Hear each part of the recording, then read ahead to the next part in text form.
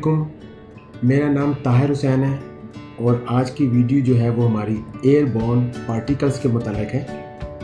ये third video है जो कि एयरबॉर्न पार्टिकल्स के मुतालिक है।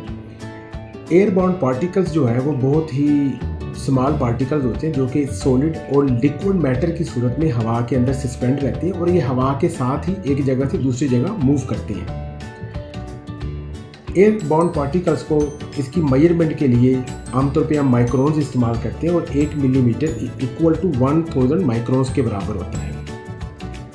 ये इतने छोटे पार्टिकल्स होते हैं जो बहुत लाइट वेट होते हैं, ये एयर में ही काफ़ी सालों तक सस्पेंड रहते हैं और जो लार्ज साइज में पार्टिकल होते हैं वो नीचे ज़मीन पे सेटल होने शुरू हो जाते हैं।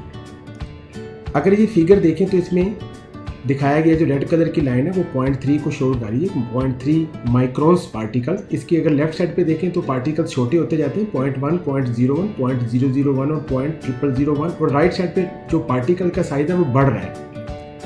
अब जो लेफ्ट साइड वाले पार्टिकल जिसमें गैस मॉलिक्यूल्स हैं, वायरसेस होते हैं, ये बहुत छोटे पार्टिकल्स होते हैं जो कि एयर के अंदर सस्पेंड रहते हैं और जो राइट साइड वाले पार्टिकल्स हैं ये फिर भी ग्राउंड पे सेटल हो जाते हैं। ये इतने छोटे पार्टिकल्स होते हैं, इसको देखने के लिए आपको माइक्रोस्कोप या इलेक्ट्रॉन माइक्रोस्कोप चाहिए। तो जो बड़े पार्टिकल्स होते हैं जो कि 100 माइक्रोन से बड़े होते हैं वो आप अपनी आंखों से भी देख सकते हैं, जैसे कि उसमें इंडस्ट्रियल डस्ट वगैरह होती है।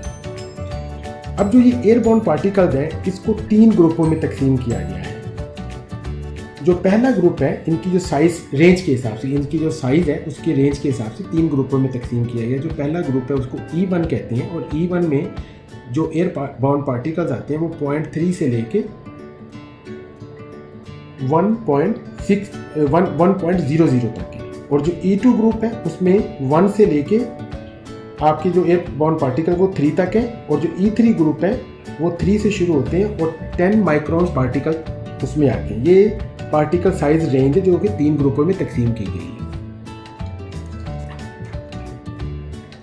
अगर आप ये पिक्चर देखें तो इसमें ये बताया गया है कि जो एयरबॉर्न पार्टिकल्स हैं वो किस तरह के होते हैं। अगर आप अपनी लेफ्ट साइड पे देखेंगे तो ये मॉलिक्यूल्स हैं जो कि 0.0001 माइक्रोन्स हैं और ये बहुत ही छोटे पार्टिकल्स हैं और जैसे जैसे आप राइट साइड पे मूव करेंगे तो पार्टिकल का साइज जो है वो बड़ा होता जाता है।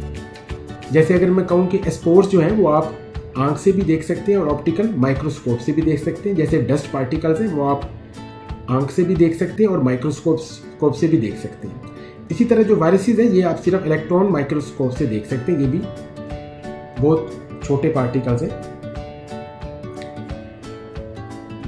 जो साइंटिस्ट हैं और जो डॉक्टर्स हैं उनका ये बिलीव है कि जो एयरबॉर्न पार्टिकल्स होते हैं जिनका साइज 2.5 माइक्रोन से कम होता है वो बहुत ही इंसान के लिए हार्मफुल होते हैं, क्योंकि इतने छोटे साइज के जो पार्टिकल्स होते हैं वो आपके फेफड़ों तक पहुंच जाते हैं जो कि आपको हार्ट अटैक और आपको फेफड़ों की बीमारी का बायस भी बन सकते हैं।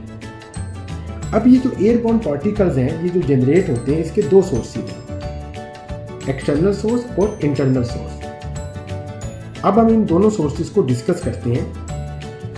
एक्सटर्नल सोर्स में जो पहली चीज़ है वो ये है कि आउटसाइड जो मेकअप एयर है जो हम आमतौर पे अपने HVAC सिस्टम में इस्तेमाल करते हैं, AHU में इस्तेमाल करते हैं, जो कि एज अ फ्रेश एयर इस्तेमाल करते हैं, ये भी एक सोर्स है एयरबॉर्न पार्टिकल जनरेट करने का जो कि एयर के साथ मूव करते हैं। दूसरा जो सोर्स है वो बिल्डिंग कंस्ट्रक्शन के रिलेटेड है, जैसे कि हमारी विंडोज़ हैं, डोर्स हैं और जो भी हमारी जो छोटे छोटे गैप्स हैं उनमें से जो एयर जो है वो क्लीन रूम के अंदर जो एंटर होती है तो वो एयरबॉर्न पार्टिकल्स को लेके आती है और वहाँ पे कॉन्टामिनेंट्स जनरेट होती हैं। अगर आप ये फिगर देखें तो ये आउटसाइड मेकअप एयर है, क्योंकि ये वाली जो एयर पोल्यूशन है वो इंडस्ट्री से आती है। हमारी जो गाड़ियाँ जो धुआं छोड़ती हैं वहाँ से जो ये एयर आती है और फिर ये एयर जो है हम अगर अपने HVAC सिस्टम में यही एयर जब हम एज अ फ्रेश एयर इस्तेमाल करते हैं तो ये फिर एयरबॉर्न पार्टिकल जो है वो कॉन्टामिनेंट्स जो है वो जनरेट करते हैं। इसी तरह जो नेक्स्ट फिगर है राइट साइड पे, ये इनफिल्ट्रेशन से जो आपकी विंडो से, जो डोर से और जो बिल्डिंग में जो भी पोर्स होंगे छोटे छोटे वहाँ से जो फ्रेश एयर आती है वो जो है वो कॉन्टामिनेंट्स जनरेट करती है। अब मैं पहले डिस्कस करूँगा कि जो आउटसाइड मेकअप एयर है, जो फ्रेश एयर हम यूज़ करते हैं, अब हम डिस्कस करेंगे कि क्या वो कंट्रोल एक्शन है जिसके ज़रिए से हम एक्सटर्नल सोर्सेज जो हैं जो कि कंटामिनेंट्स का बायस बनते हैं उसको कंट्रोल करें। सबसे पहले हम देखेंगे कि makeup air filtration. Makeup air filtration में जो AHU होते हैं उसमें जो हम फ्रेश एयर लेते हैं, जो जैसे कि मैंने पहले बताया कि 20% हम फ्रेश एयर लेते हैं, वो जो फ्रेश एयर है वो जब हमारे AHU के अंदर एंटर होनी चाहिए तो वो फिल्टर से पास होनी चाहिए। यानी हम प्री फिल्टर यूज़ करें, हम सेकेंडरी फ़िल्टर यूज़ करें और आखिर में हम HEPA फ़िल्टर या ULPA फ़िल्टर यूज़ करें, ताकि जो भी एयर हमारे क्लीन रूम में आए वो इस फिल्टर में से क्लीन हो के आए, ताकि वो जो भी कंटामिनेंट्स हैं उसको वो वहाँ पे रोके और क्लीन एयर जो है वो हमारे कमरे के अंदर एंटर हो। दूसरा जो हमारा सोर्स है वो है बिल्डिंग मटेरियल के रिलेटेड, कि जब भी हम कंस्ट्रक्शन करें तो जो भी विंडोज़ हैं या डोर गैप्स हैं उनको हम अच्छी तरह सील करें, वॉल्स को अच्छी तरह सील करें, ताकि वहाँ से कोई भी एयर पार्टिकल्स जो है वो फ्रेश एयर बाहर से फ्रेश एयर जो है वो इस क्लीन रूम के अंदर एंटर ना हो। और तीसरा जो हमारा सोर्स है वो है कि हम रूम को प्रेशराइज रखें।